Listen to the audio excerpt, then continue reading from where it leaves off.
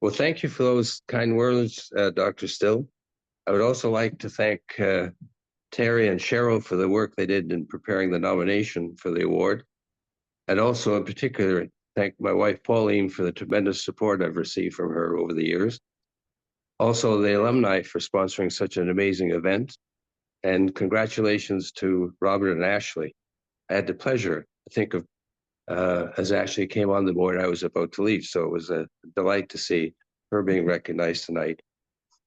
I should have mentioned that I'm actually coming to you from the traditional territory, the Wasanich peoples. So good evening to everyone. Very sorry I wasn't able to join you this evening, especially when I heard the names of some people that I think highly of and would love to have visited with tonight. But unfortunately, I'm waiting for a new hip and have been advised not to travel. So, but hopefully by this time next year, I'll be able to attend next year's event. So as a career civil servant, it is my honor to receive an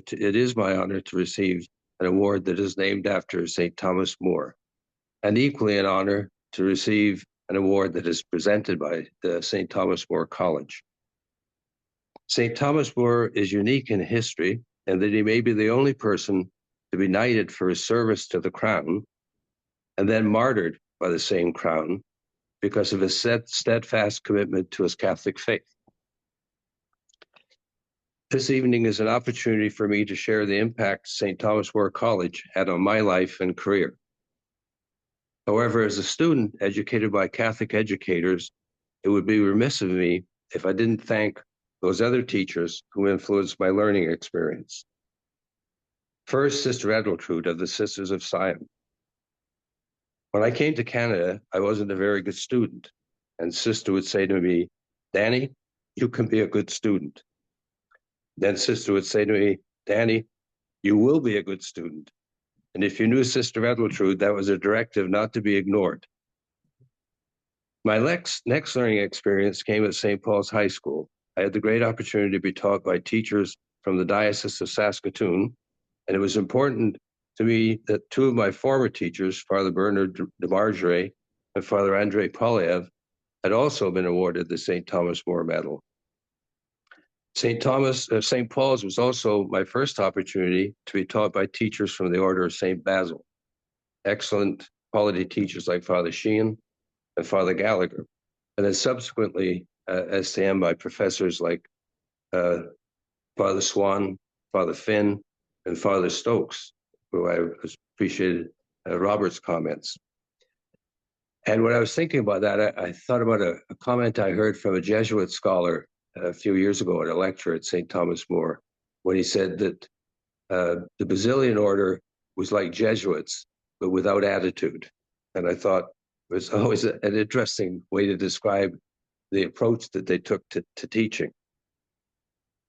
Now, if those of you who attended St. Paul's High School would know that it was not a well-equipped school, but the importance of education and diligence in your studies, combined with a commitment to the Catholic faith, were lessons well learned. Now, I thought my mind was open to learning at St. Paul's, but what an experience was waiting for me at STM.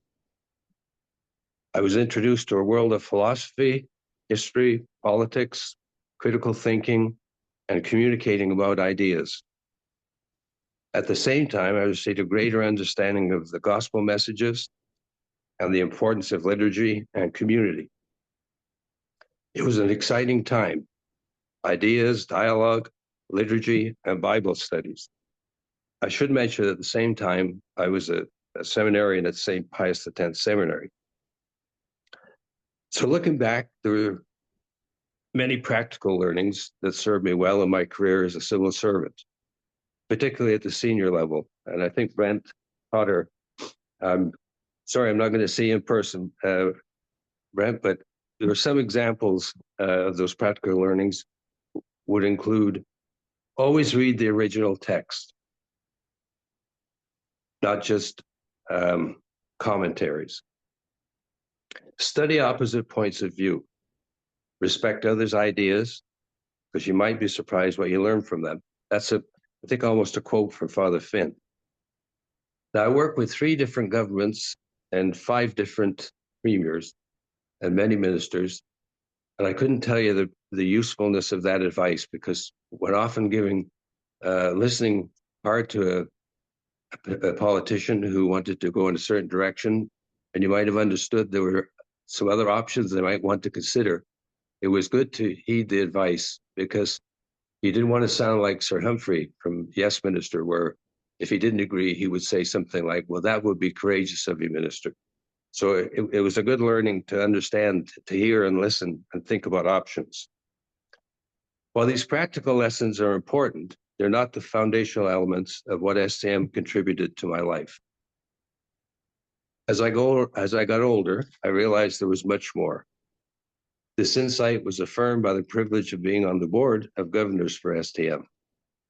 As I was thinking about this in preparation for this evening, I was reminded of a chapter in Jane Philpott's book, Health for All. It's an interesting book, and made all the more interesting by the fact that a chapter in the book is dedicated to spiritual well-being. Dr. Philpott shares 4 core elements that were first shared with her by the First Nations Wellness Continuum. I think these 4 elements represent part of the spiritual journey of STM.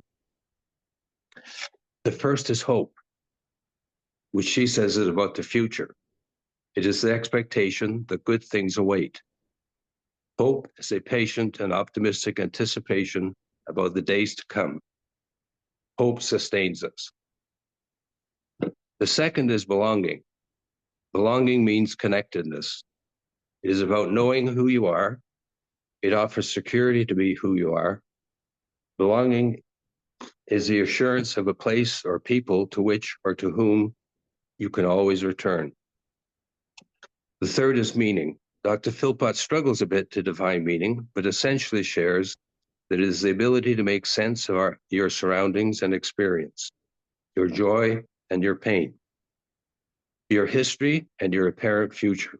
It is the explanations you assemble from your perspective on life, both rational and intuitive.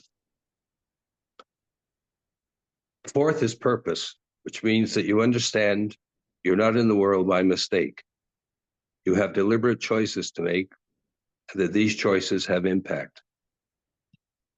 On reflection, hope, belonging, meaning, and purpose were the foundational elements to my learning journey at STM, and were instrumental in influencing my life and career. And for that, I'm very grateful.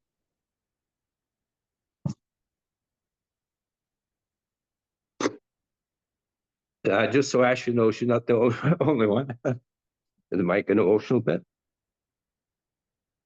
To conclude, I would like to observe how resilient the college is. As a student, I hadn't fully appreciated the nature of the Federation Agreement with the University of Saskatchewan. And for those who, if you so choose, would like to know more about Federation, Father George actually did his doctoral thesis on it. So there's probably more there than anyone else would want to know, but it's an interesting source. However, as a board member, I came to understand this much better and also appreciate the contribution STM makes to the university community in particular and the community in general. The foundation of the Federation Agreement was built on the role that the Congregation of St. Basil played, as Carl has mentioned. This role endured and flourished, but by 2013, the decision was made by the Basilian Order to pass their role onto what is now known as the St. Thomas More College Society. This was very important because, in essence, it allowed for the retention of the Catholic nature of the college while maintaining the Federation Agreement with the University of Saskatchewan. This development was definitely a credit to the foundation built by the Basilian Order, but also by the leadership of the Bishop of Saskatoon, the leadership team at STM, the faculty, students, and the STM community. And I think it has situated the college well for the future. So for the young students to come and the lessons I think that have been learned over time, it stands everyone in good stead. So again, thank you very much for the honor. It's very humbling.